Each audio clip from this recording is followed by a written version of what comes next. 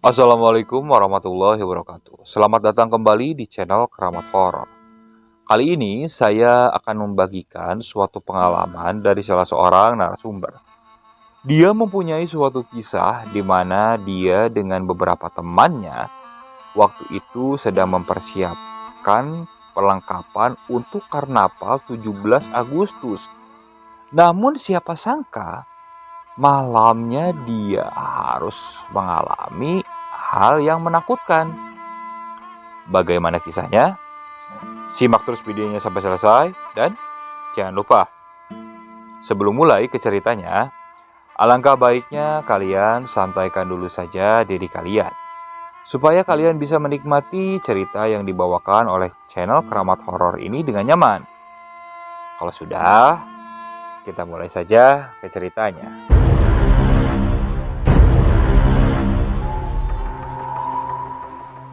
Hari kemerdekaan atau HUT RI sangat ditunggu-tunggu oleh para warga di seluruh Indonesia. Mereka akan berusaha memeriahkan acara tersebut. Apalagi ketika momen 17-nya, mereka akan berjalan menuju ke kecamatan. Setelah upacara, biasanya para warga akan mempertunjukkan hasil kreasi mereka. Dari mulai kendaraan yang dihias, para warga yang memakai kostum yang beraneka ragam, hingga hasil bumi yang mereka bawa. Itu sudah menjadi kebiasaan para warga di desa.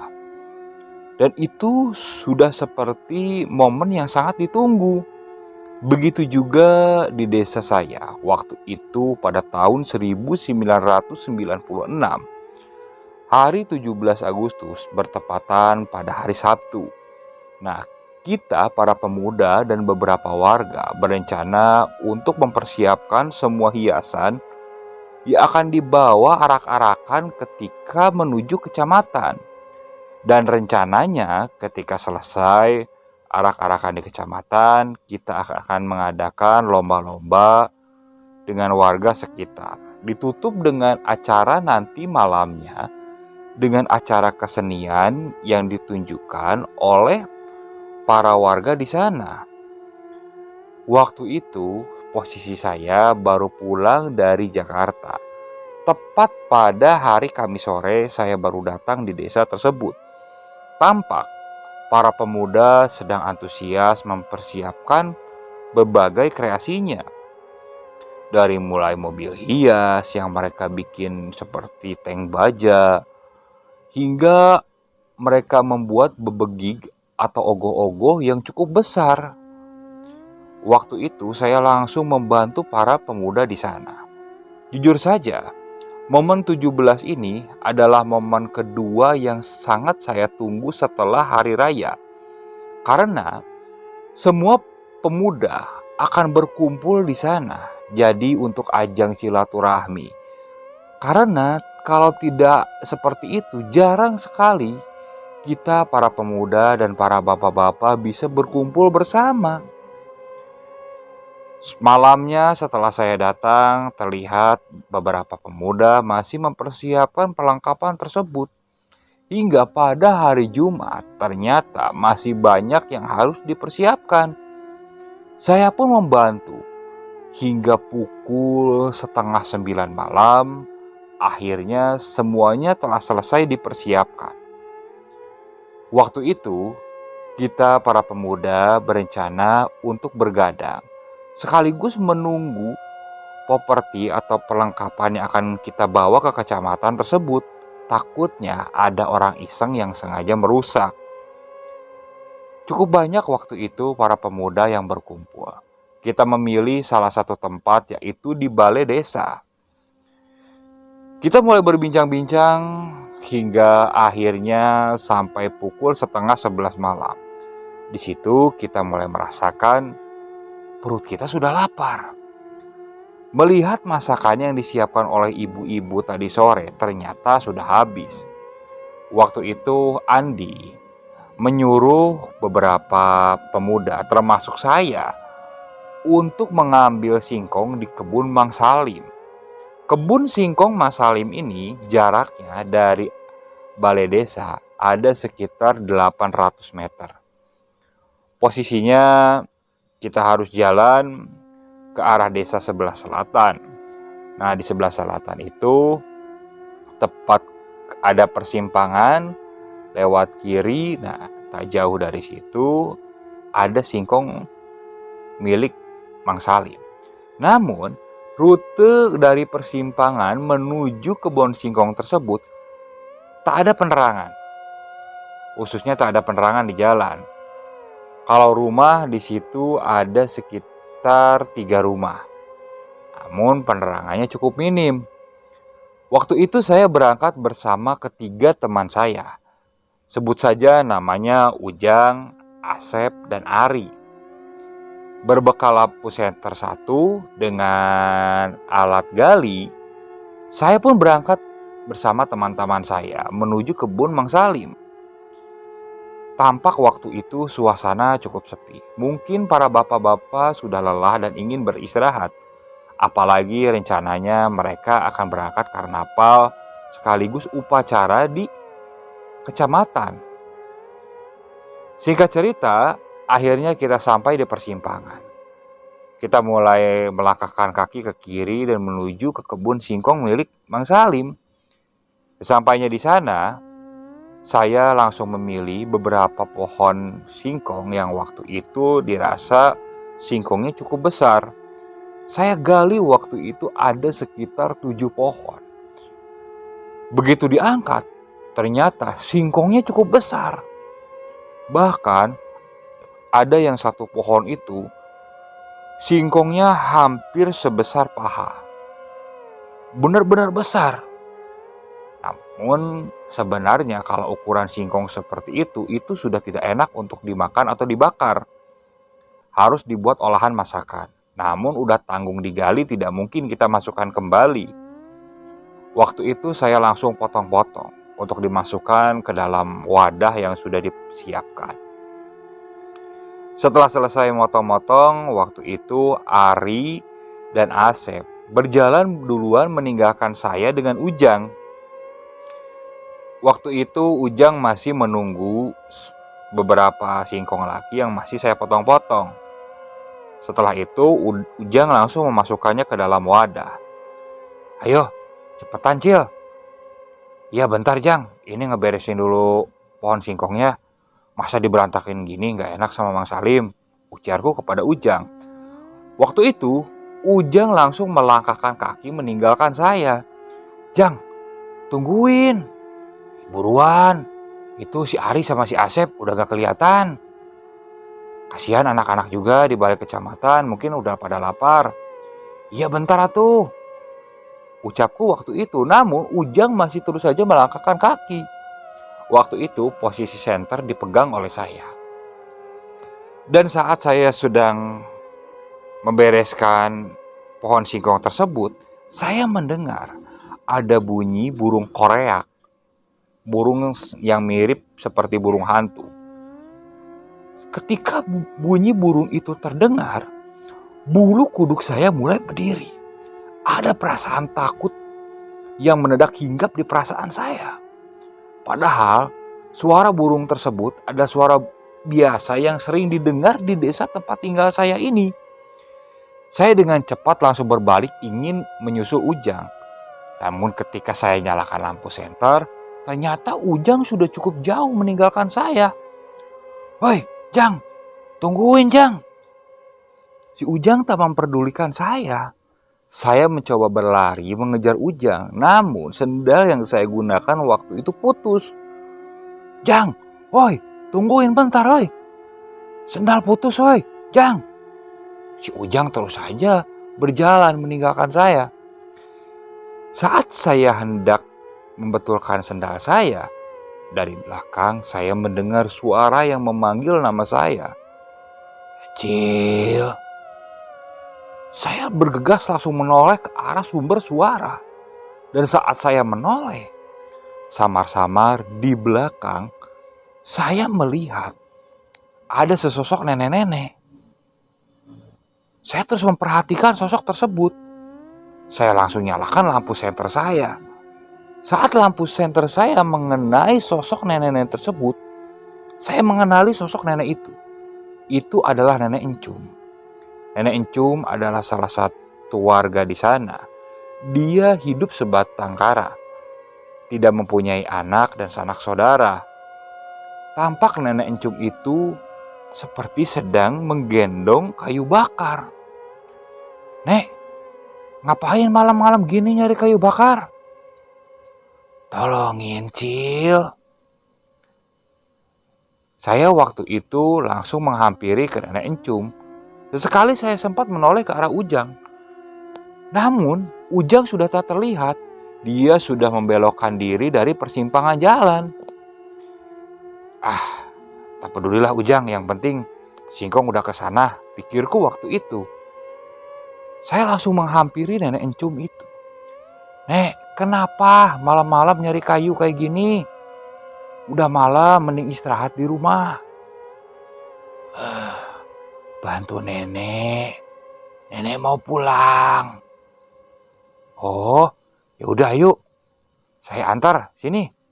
Kayu bakarnya biar dibawa sama saya," ucap saya waktu itu. Saya mulai melangkahkan kaki mengikuti Nenek Encum ini. Nah, dari persimpangan jalan, rumah Nenek Encum itu lurus. Jadi ke arah sebaliknya. Kalau ke balai desa lo ke kanan, nah ini tinggal lurus. Waktu itu posisi Nenek Encum di depan saya. Saya mengikuti Nenek Encum di belakang. "Nek, padahal siang aja kalau mau nyari kayu bakar. Nenek butuh. Terus ngapain jauh-jauh, Nek, dari rumah nenek nyari kayu bakar nyampe ke sana? Mana nggak bawa obor, nenek?" Nenek Encum itu tidak menjawab. Dia terus saja melangkahkan kaki. Aku coba bertanya kembali waktu itu. "Nek, nanti besok ikut upacara ke sana ke kecamatan ya. Siapa tahu dikasih duit sama Bapak Camat. Kan lumayan, Nek. Apalagi kan nenek udah tua tuh. Pasti ngalamin tuh masa-masa dimana banyak ini gerombolan dulu." Hehehe. Hanya suara tawa yang keluar dari Nenek Encum tersebut. Aneh. Biasanya kalau ngobrol, Nenek Encum itu orangnya suka ngobrol ke sana sini. Jadi jarang diam. Apalagi kalau ngobrol dengan saya. Karena saya ini kalau sekalinya bertemu dengan Nenek Encum, suka ngajak ngobrol tentang kehidupannya waktu muda dulu. Nah, Nenek Encum itu kalau sudah dipancing pasti langsung menceritakan panjang lebar. Dan ini enggak. Waktu itu saya berpikir mungkin Nenek Encum capek. Hingga akhirnya saya sampai di gubuk tempat tinggal Nenek Encum itu. Saya mulai menurunkan kayu bakar yang saya bawa. "Makasih, Cil. Sebentar, Nenek bawa oleh-oleh buat kamu sama pemuda yang sedang ngumpul di sana. Gak usah repot-repot, Nek. Udah, tadi kan yang lain sudah bawa singkong tuh buat dibakar. Tunggu sebentar." Nenek Encum langsung masuk ke dalam. Tak berapa lama, Nenek Encum keluar sambil membawa sebuah bakul. Bakul itu ditutup dengan daun jati dari atasnya. "Ini apa, Nek?" "Sudah, bawa saja. Nanti bagiin sama teman-teman di sana." "Ya udah, makasih ya, Nek. Saya langsung pamit," ucap saya yang waktu itu langsung melangkah pergi. Waktu itu saya tidak membuka penutup dari bakul tersebut. Saya terus saja berjalan kaki hingga akhirnya saya sampai di balai desa. "Woi, Cil, kok lama habis ngapain? Habis ngintipin janda ya?" "Wah, ngintipin janda. Ini tadi habis nganter Nenek Encum dulu. Kasihan tadi bawa kayu bakar kayaknya berat." "Hah? Nenek Encum?" Semua pemuda yang waktu itu mendengar ucapan saya kaget. Nenek Encum yang mana? Itu Nenek Encum yang rumahnya di sana di ujung. Cil, sini dulu, sini, cepet sini. Iya, ngapa? Kayaknya kaget gitu denger Nenek Encum. Tuh, nih, Nenek Encum ngasih oleh-oleh buat kita semua. Sambil saya tunjukkan waktu itu bakul yang diberikan oleh Nenek Encum. Tampak wajah dari para teman-teman saya di sana sangat kaget dan tersirat ada rasa ketakutan. Kamu gak salah lihat kan, Cil? Enggak, bener kok. Emang saya udah pikun apa? Gak bisa ngebedain orang? Kamu emang gak tahu? Tahu apaan? Nenek Encum kan udah meninggal seminggu yang lalu. Wah, jangan ngada-ngada. Wong tadi orangnya habis diantar kok. Asli, Cil. Itu waktu kamu masih di Jakarta. Terus yang tadi, yang ngasih ini, ucapku mulai agak panik. Aku langsung simpan bakul tersebut. Dan saat aku buka penutup dari bakul tersebut, alangkah kagetnya dengan apa yang kulihat. Di dalam bakul tersebut hanya ada tanah dengan dipenuhi oleh cacing dan beberapa serangga. Melihat itu aku langsung mundur beberapa langkah. Begitu juga dengan teman-teman saya. Saya langsung mengelus-ngelus dada waktu itu. Karena merasakan detak jantung saya langsung berdetak dengan kencang. Kaki saya waktu itu merasa lemas. Kaget dengan apa yang barusan saya alami. Teman-teman saya waktu itu langsung menghampiri saya. Udah, Cil, duduk dulu. Tapi tadi, ya udah biarin. Mungkin pengen silaturahmi sama kamu, ucap salah satu teman saya. Jujur saja, waktu itu saya merasakan shock sekali. Karena baru pertama kali melihat orang yang sudah meninggal dan menampakkan dirinya. Asli, masa sih udah meninggal? Cil, udah. Asli saksinya semua yang di sini udah pada tahu kok. Nenek Encum udah meninggal. Udah, mungkin pengen silaturahmi aja. Kamu tenang. Aku hanya masih terduduk waktu itu.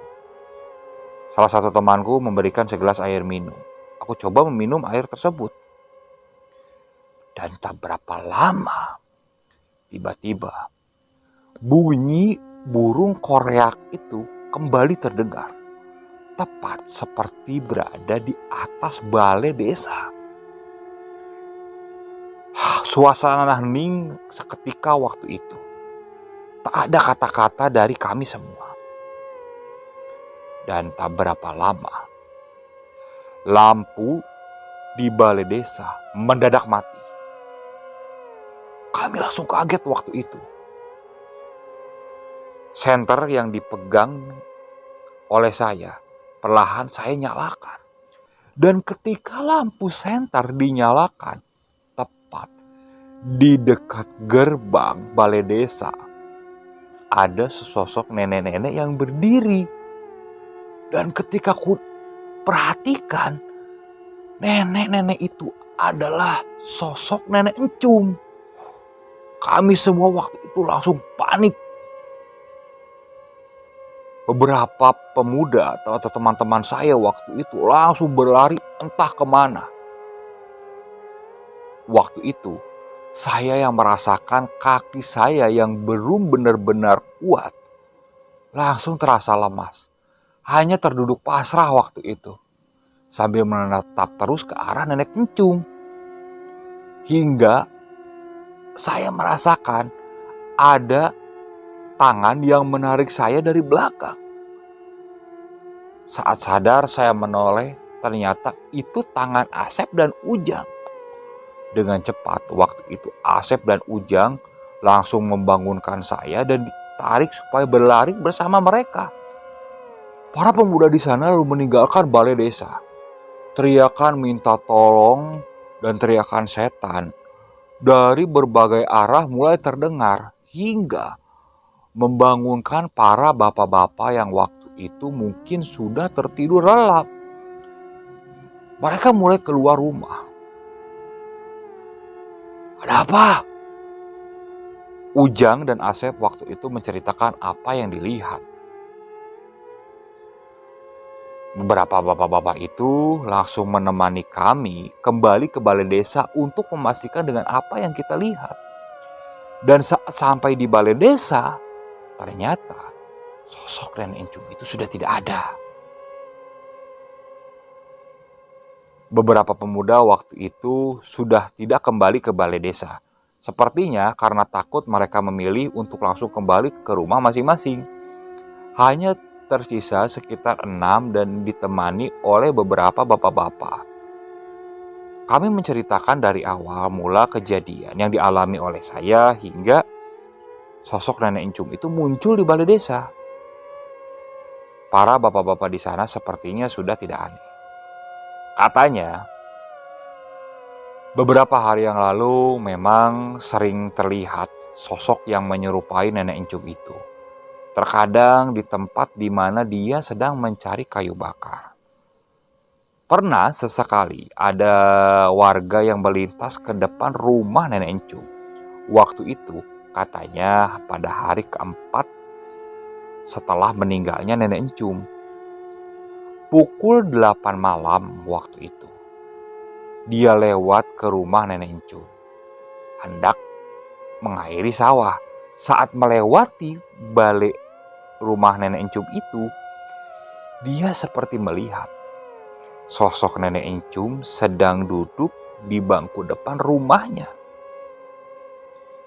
Dan saat menoleh, ternyata benar. Sosok Nenek Encum sedang duduk sambil tersenyum ke arahnya. Otomatis si bapak itu langsung kembali lagi. Dia tak jadi mengairi sawahnya. Jadi para warga di sana sudah tidak aneh. Memang kalau di desa tempat tinggal saya ini ada orang yang meninggal dan ditambah lagi orang yang meninggal itu biasanya tidak mempunyai sanak keluarga atau tidak pernah diadakan pengajian. Biasanya sosoknya akan gentayangan, menunjukkan wujudnya dan menakut-nakuti warga sekitar. Namun tidak pernah mencelakai, hanya menunjukkan wujudnya saja. Waktu itu akhirnya semalaman kita ditemani oleh para bapak-bapak. Karena mungkin mereka sudah terlanjur keluar rumah. Lama-kelamaan akhirnya rasa takut pun mulai hilang. Kita kembali menikmati malam waktu itu sambil mulai membakar singkong bakar. Hingga tak terasa, azan subuh pun mulai berkumandang. Setelah melaksanakan sholat subuh, kita pun mulai bersiap-siap untuk pergi ke kecamatan menyambut hari kemerdekaan Indonesia. Oke, sekian untuk cerita kali ini. Saya mohon maaf apabila masih banyak kekurangan dalam pembawaan ceritanya. Kritik dan sarannya silakan kalian bisa cantumkan di kolom komentar. Saya ucapkan juga terima kasih kepada narasumber dan para penonton yang masih terus setia mengikuti cerita yang dibawakan oleh channel Keramat Horor ini. Dan bagi para penonton yang belum subscribe, alangkah baiknya kalian klik tombol subscribe-nya supaya kami bisa terus membawakan cerita-cerita seram lainnya. Assalamualaikum warahmatullahi wabarakatuh.